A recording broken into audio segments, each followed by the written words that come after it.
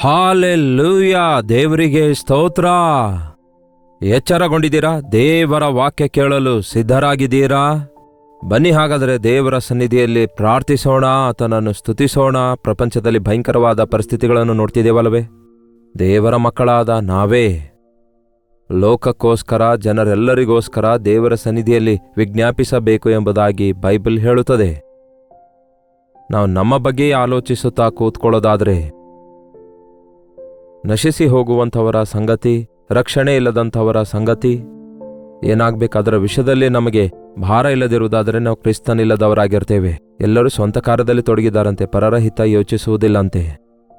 ಆದರೆ ದೇವರ ಮಕ್ಕಳಾದರೂ ತಮ್ಮ ಹಾಗೆ ತಮ್ಮ ನೆರೆಯವರನ್ನು ಪ್ರೀತಿಸುತ್ತಾ ಇರೋದ್ರಿಂದ ನಾವು ಇತರರ ಕುರಿತಾಗಿಯೂ ಕೂಡ ಪ್ರಾರ್ಥಿಸುವವರಾಗಿರಬೇಕು. ಕರ್ತನ ನಾಮದಲ್ಲಿ ಅವರನ್ನು ಬಲಪಡಿಸುವುದಕ್ಕಾಗಿ ವಿಜ್ಞಾಪನೆ ಮಾಡಬೇಕು, ಹೌದಲ್ಲವೇ? ಬನ್ನಿ, ಹಾಗಾದರೆ ಚಿಕ್ಕ ಪ್ರಾರ್ಥನೆ ಮಾಡೋಣ. ಪರಿಶುದ್ಧ ದೇವರೇ, ನಿಮಗೆ ವಂದನೆಗಳು. ನಿಮ್ಮ ನಾಮ ಮಹಿಮೆ ಪಡಿಸಿಕೊಳ್ಳಿರಿ.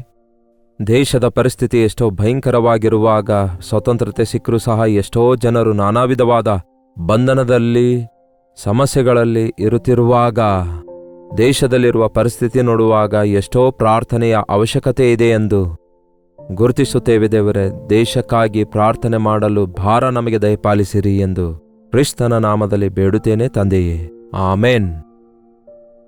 ದೇವರಿಗೆ ಸ್ತೋತ್ರ. ನಮ್ಮ ದೇಶಕ್ಕೆ ಇಂಡಿಪೆಂಡೆನ್ಸ್ ಸಿಕ್ಕಿ ಎಷ್ಟೋ ವರ್ಷಗಳಾಗಿವೆ. ಆಗಸ್ಟ್ ತಿಂಗಳಲ್ಲಿ ಅದರ ಕುರಿತಾದ ಆಚರಣೆ, ಆರ್ಭಾಟ ನಾವು ನೋಡಿದ್ದೇವಲ್ಲವೇ? ನಿಜವೇ, ಅದು ದೊಡ್ಡ ವಿಷಯವೇ. ನಾವು ಅನೇಕ ವರ್ಷಗಳವರೆಗೂ ಗುಲಾಮತನದಲ್ಲಿದ್ದಾಗ ದೇವರು ಒಂದು ದೊಡ್ಡ ಸ್ವೇಚ್ಛೆಯನ್ನು, ಆ ಕಾಲದ ಸ್ವತಂತ್ರ ಹೋರಾಟಗಾರರನ್ನು ಹಿಂಸೆಗೊಳಗಾಗಿ ಪ್ರಾಣ ಅರ್ಪಿಸಿ ಎಷ್ಟೋ ಪ್ರಯಾಸ ಪಟ್ಟದ್ದರಿಂದ ದೇವರು ಸ್ವತಂತ್ರತೆಯನ್ನು ಕೊಟ್ಟರು. ಈಗಾಗಲೇ ಸ್ವತಂತ್ರತೆ ಸಿಕ್ಕಿ ಎಷ್ಟೋ ವರ್ಷಗಳಾದವು. ಆದರೆ ನಿಜವಾದ ಸ್ವತಂತ್ರತೆ ಕೇವಲ ಯೇಸು ಮಾತ್ರ ಕೊಡಬಲ್ಲರು. ಈ ದಿನ ಒಂದು ಸಾರಿ ನಾವು ಭಾರತ ದೇಶವನ್ನು ನೋಡುವುದಾದರೆ, ಭಾರತ ದೇಶದ ಪರಿಸ್ಥಿತಿಗಳನ್ನು, ಅಷ್ಟಕ್ಕೂ ಹೇಳಬೇಕಾದರೆ ಪ್ರಪಂಚದ ಪರಿಸ್ಥಿತಿ ನೋಡೋದಾದರೆ ಅಷ್ಟೊಂದೇನು ಸಂತೋಷಕರವಾಗಿ ಇಲ್ವಲ್ಲ. ಸ್ವತಂತ್ರ ದೇಶಗಳಾಗಿದ್ರು, ರಿಚ್ ಕಂಟ್ರೀಸ್ ಆಗಿದ್ರು, ಇಲ್ಲವೇ ಬಹಳ ಹೆಸರುವಾಸಿಯಾದ ದೇಶಗಳಾಗಿದ್ರು, ಈ ದಿನ ಪ್ರತಿಯೊಂದು ದೇಶದಲ್ಲಿ ಅನೇಕ ವಿಧವಾದ ಹೋರಾಟಗಳು, ಸಂಕಟಗಳು, ತಿರುಗಿ ಬೀಳುವುದು, ಪಾಪ ಒಬ್ಬರನ್ನೊಬ್ಬರು ಸಾಯಿಸಿಕೊಳ್ಳೋದು, ಯುದ್ಧ ಮಾಡುವುದು, ಎಷ್ಟು ಭಯಂಕರ ಸ್ಥಿತಿ ಇದೆ ನೋಡಿ. ಎಷ್ಟೋ ಜನರು ನಿರಾಶ್ರಿತರಾಗ್ತಿದ್ದಾರೆ. ಗತಕಾಲದಲ್ಲಿ ನೋಡಿದೇವಲ್ಲವೇ, ಪಾಲಿಸ್ತಾನರು ಮತ್ತು ಇಸ್ರಾಯೇಲರ ನಡುವೆ ಎಷ್ಟು ಭಯಂಕರವಾದಂತಹ ಹೋರಾಟ ನಡೆದಿತ್ತು. ಇದುವರೆಗೂ ಎರಡು ದೇಶದ ಮಧ್ಯದಲ್ಲಿ ಹೋರಾಟ ನಡೆಯುತ್ತಿದೆ, ನಿಲ್ಲಿಸಲಾರದೆ ಮುಂದುವರಿಸಲಾಗ್ತಿದೆ. ಈ ಕಡೆ ಉಕ್ರೇನ್ ಮತ್ತು ರಷ್ಯಾದ ಯುದ್ಧದ ಬಗ್ಗೆ ಹೇಳುವ ಅಗತ್ಯವೇ ಇಲ್ಲ. ಇಷ್ಟು ಕಾಲದವರೆಗೂ ಯುದ್ಧ ನಡೆಯುವುದು ಈ ಕಾಲದಲ್ಲಿ ಮತ್ತಷ್ಟು ಹೆಚ್ಚು ಬಾಧೆ ತರುವಂಥದ್ದಾಗಿದೆ. ಹಾಗೆ ನಮ್ಮ ಭಾರತ ದೇಶದಲ್ಲೂ ಎಷ್ಟೋ ಇಂಟರ್ನಲ್ ಹೋರಾಟಗಳು ನಡೆದಿವೆ.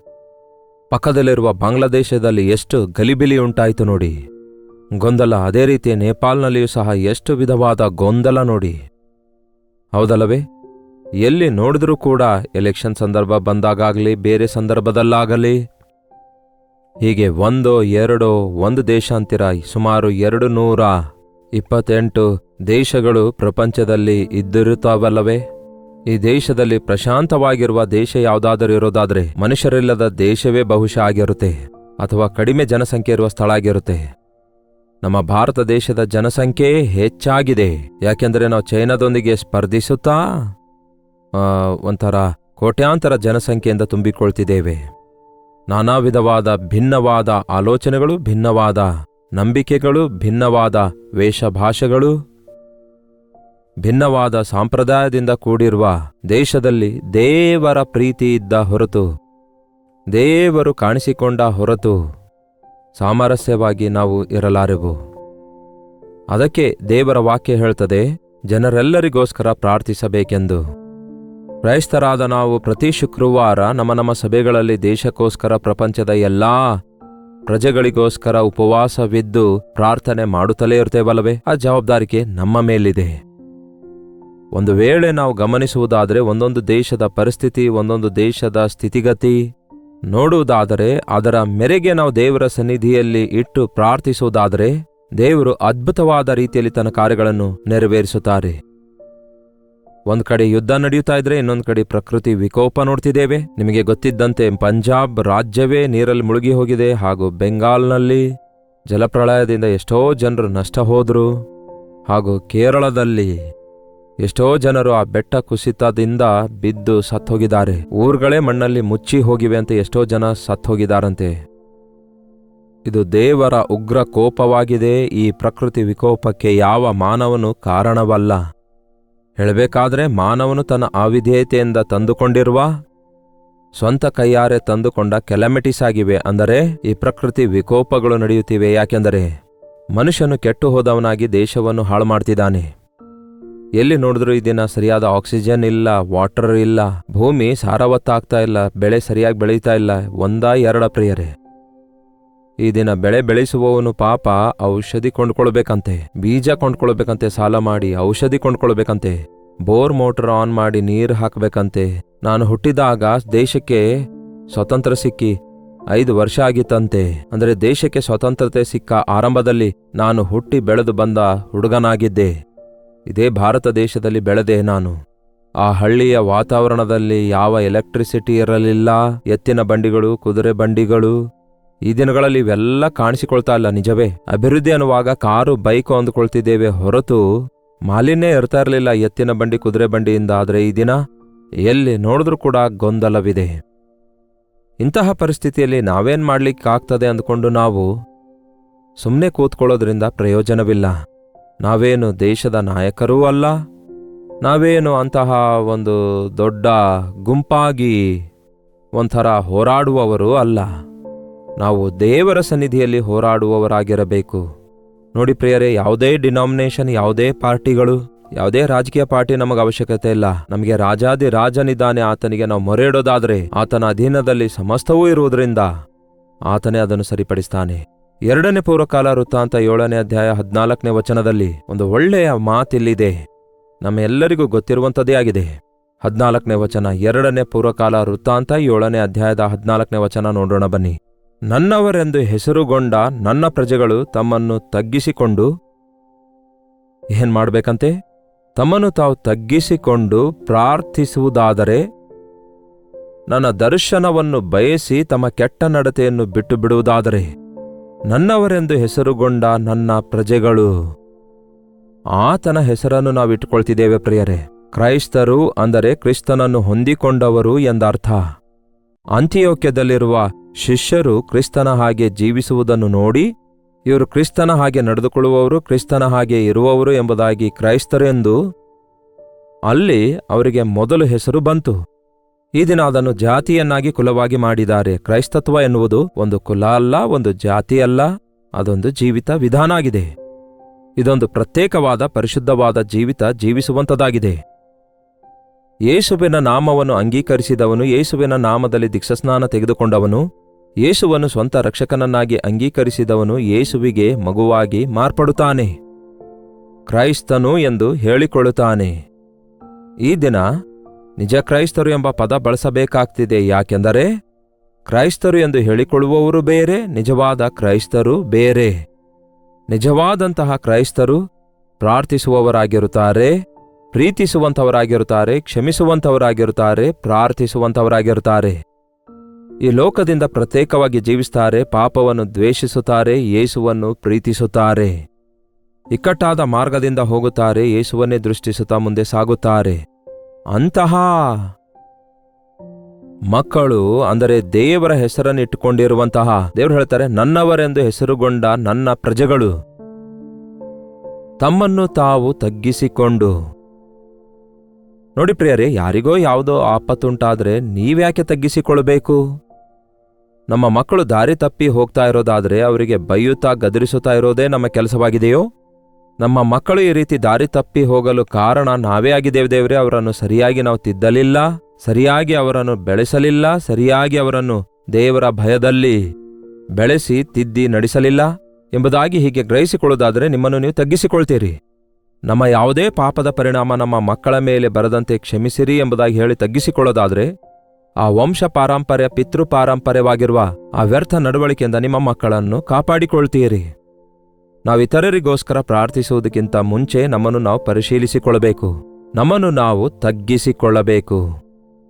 ಈ ಜನರ ದೋಷಗಳು ನನ್ನ ದೋಷಗಳಾಗಿವೆ ಎನ್ನುವ ರೀತಿಯಲ್ಲಿ ವಿಜ್ಞಾಪನೆ ಮಾಡುವಂಥದ್ದು ಯೇಸುಕ್ರಿಸ್ತನು ನಮಗೆ ಕಲಿಸಿಕೊಟ್ಟಿದ್ದಾರೆ. ನಮ್ಮೆಲ್ಲರ ಪಾಪಗಳನ್ನು ಆತನು ಹೊತ್ತಿಕೊಂಡು ತಾನೇ ಆ ಪಾಪಗಳ ಶಿಕ್ಷೆಗಳನ್ನು ಅನುಭವಿಸುವುದಕ್ಕಾಗಿ ತನ್ನನ್ನೇ ಅರ್ಪಿಸಿಕೊಟ್ಟನು. ಹಾಗಾಗಿ ಯೇಸುವಿನ ನಾಮ ಧರಿಸಿರುವ ನಾವೆಲ್ಲರೂ ನಮ್ಮನ್ನು ನಾವು ತಗ್ಗಿಸಿಕೊಂಡು, ಎರಡನೇದಾಗಿ ಏನ್ ಮಾಡನ್ನುತ್ತಾರೆ ದೇವರು? ಪ್ರಾರ್ಥನೆ ಮಾಡುವುದಾದರೆ ಧರಣಿ ಮಾಡಿರಿ ಎಂಬುದಾಗಿ ಹೇಳಲಿಲ್ಲ. ಇಲ್ಲವೇ ದೊಡ್ಡ ದೊಡ್ಡ ಬಂದು ಘೋಷಣೆ ಮಾಡಂತ ಹೇಳಿಲ್ಲ. ನಮಗೆ ಎಂಥದೇ ಹೋರಾಟ ಇದ್ರೂ ಕೂಡ ಯೇಸುವಿನ ಪಾದಗಳ ಬಳಿಯಲ್ಲಿ ಪ್ರಾರ್ಥನೆ ಮಾಡುವುದನ್ನು ನಾವು ಕಲಿಯಬೇಕು. ಪ್ರಾರ್ಥನೆಯ ಪ್ರಾಮುಖ್ಯತೆ ಮರೆತು ಹೋಗ್ತಿದ್ದಾರೆ ಪ್ರಿಯರೇ ಇಂದಿನ ಕ್ರೈಸ್ತರು. ಯಾರೋ ನಮಗೆ ಪ್ರಾರ್ಥನೆ ಮಾಡಿದ್ರೆ ಸಾಕು ಅಂದುಕೊಳ್ತಾರೆ ಹೊರತು, ನೀವು ಪ್ರಾರ್ಥನೆ ಮಾಡುವುದಾದರೆ ಶುದ್ಧ ಹೃದಯದಿಂದ ಯೇಸು ನಿಮ್ಮ ಪ್ರಾರ್ಥನೆ ಕೂಡ ಕೇಳ್ತಾರೆ. ನಿಮ್ಮ ಪ್ರಾರ್ಥನೆ ಕೇಳಿ ನಿಮ್ಮನ್ನು ಕೂಡ ಸ್ವಸ್ಥಪಡಿಸುತ್ತಾರೆ. ನೀವು ಮಾಡಿದ ಪ್ರಾರ್ಥನೆಯನ್ನು ಕೇಳಿ ದೇವರು ಇತರರನ್ನು ಕೂಡ ರಕ್ಷಿಸುತ್ತಾರೆ. ಅದಕ್ಕೆ ಪ್ರಾರ್ಥನೆ ಎನ್ನುವುದು 4 ರೀತಿಯಾಗಿ ಮಾಡಬೇಕು. ಪ್ರಾರ್ಥನೆಯಿಂದ ಕೂಡಲೇ ಬಾಯಿಗೆ ಬಂದಿದ್ದಂತೆ ದೇವರಿಗೆ ಬೇಡಿಕೊಳ್ಳಬಾರದು. ಮೊದಲನೇದಾಗಿ ದೇವರ ಶ್ರೇಷ್ಠತೆಯನ್ನು ಗುರುತಿಸಿ ಆತನನ್ನು ಸ್ತುತಿಸಬೇಕು.